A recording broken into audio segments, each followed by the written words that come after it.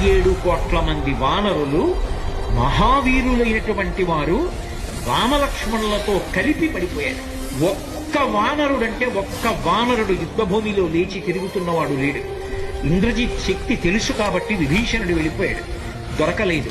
స్వామి హనుమ ఏ అస్త్రము చేత బంధింపబడదు కాబట్టి హనుమ ఒక్కరే ఉన్నారు.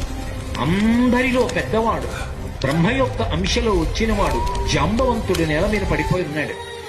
విభీషణుడు కాగడా పట్టుకుని అడిగాడు, తాతా కుశలమేనా అని అడిగాడు. వానరులలో శ్రేష్ఠుడైన హనుమ బ్రతికి ఉన్నారా అని అడిగాడు జాంబవంతుడు.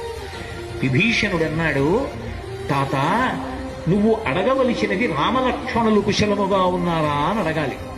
హనుమ కుశలముగా ఉన్నారా అని అడిగారేం తాత అని అడిగారు.